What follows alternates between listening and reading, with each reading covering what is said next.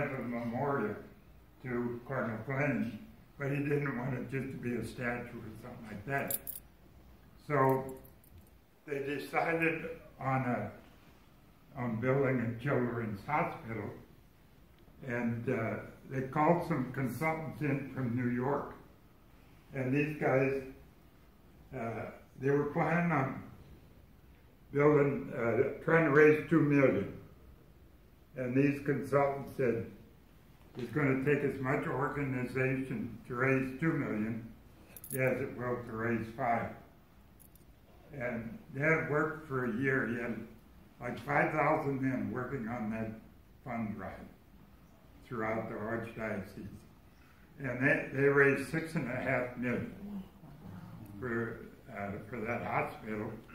And it was enough that they weren't planning on having air conditioning in the hospital, but they were able to air condition it.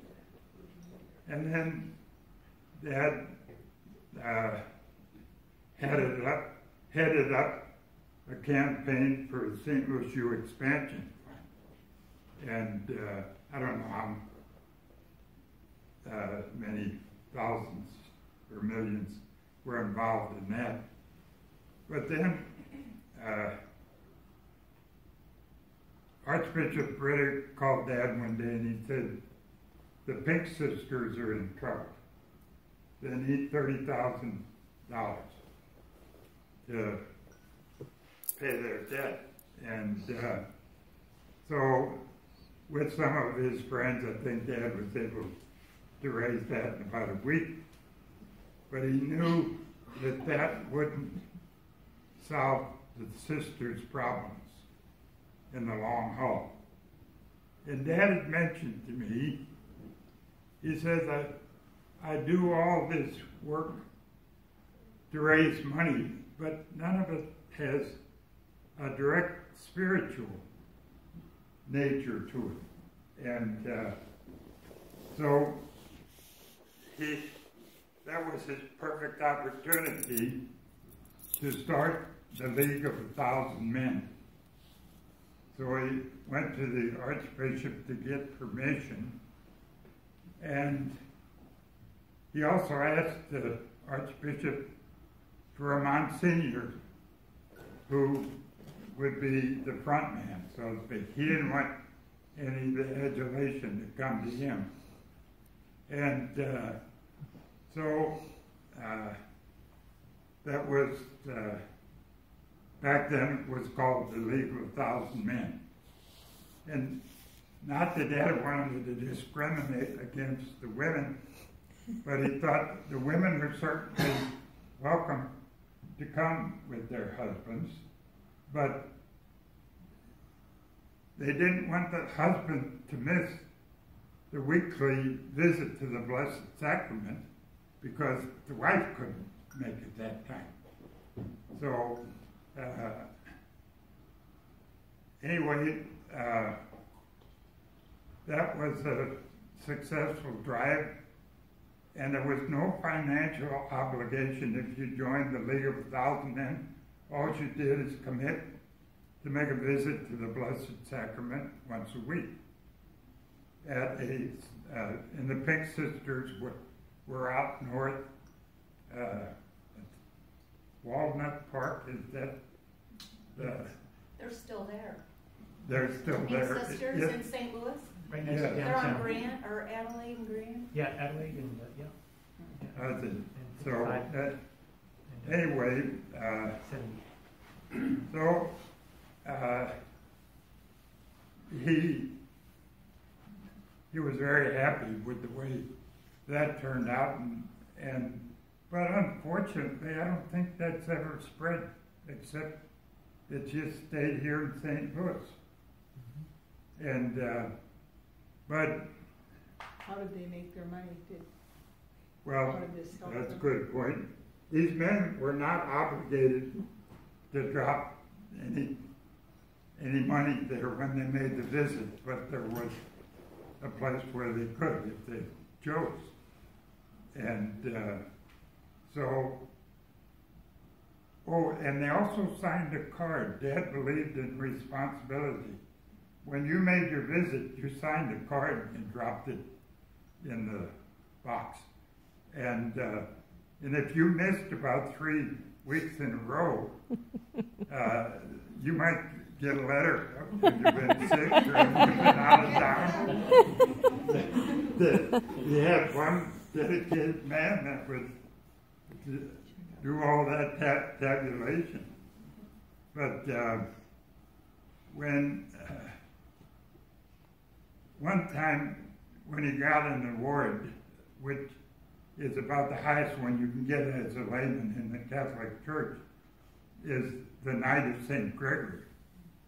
I congratulated him on it, and he said, these awards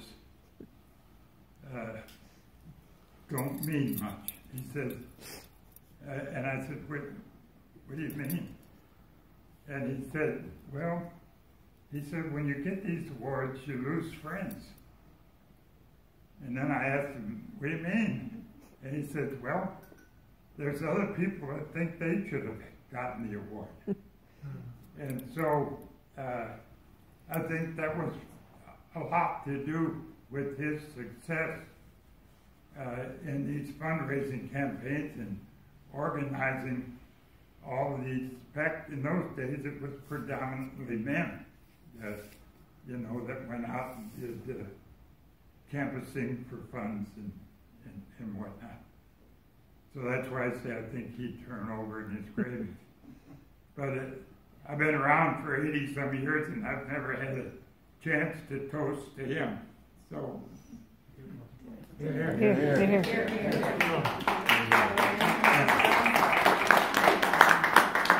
Now, the other thing I want to do is primarily toast to the Jesuits.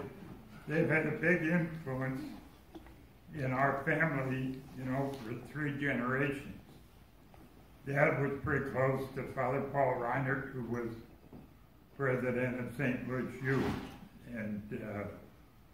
And I had the good fortune of going to SLU High.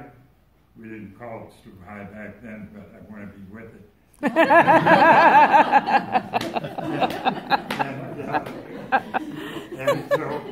And so, and one of my favorite Jesuits was Father Tom Kelly. And I found out 10 years ago, my impression of Father Tom Kelly was confirmed by an old Jesuit who knew him. And this older Jesuit was athletic director of Creighton when Father Kelly showed up. But to give you an example of Father Kelly's coordination, he came into class one time and there was an eraser laying on the floor. And back then they wore a full-length cassock. So Father Kelly pulls up his cassock almost to his knees. He puts his eraser between his heels and he kicks up and he grabs the eraser out here in the air. So needless to say, we high school boys were impressed. But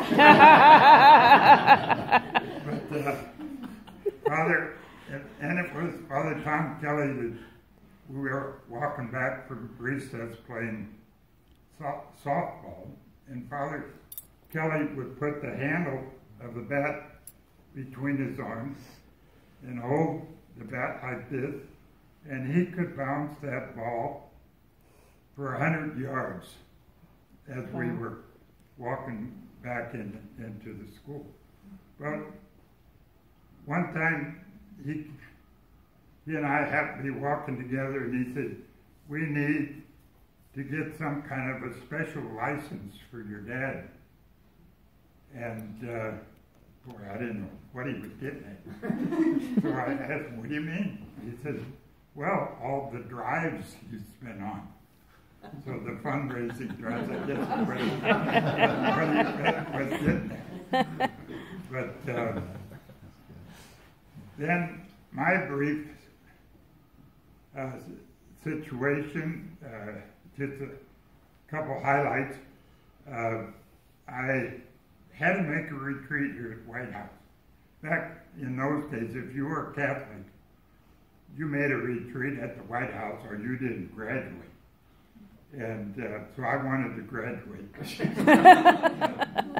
But I've always maintained that the Holy Spirit works overtime if you make a retreat. And that first retreat, the Holy Spirit kind of hit me over the head with a 2x4. And I began to realize that I guess life isn't all fun and games. And then the next year I had a chance to make another retreat, so I did. And then I think the Holy Spirit hit me in the rump with a 2x4 and said, what are you going to do about it? So a year or so later I found myself in the Travis. And I was there for about 3 years. And then an ex-Jesuit who had become a Trappist monk was moved into the superior position because the abbot had passed away. And I was having some health problems, and so he told me he thought I probably wasn't cut out for that life. So that was a big shock. So then I came back to St. Louis U, and Father Joe Bowen, who was the chaplain of the business school back then, he told me, he said, Greg, if you're going to get married and have a family, the best place to raise a family is on the farm. So it sounded like pretty good advice. So that's how I eventually wound up out in Oregon. And so that's enough about me. Now, as far as our son Anthony, I don't know where to begin, but I'll try.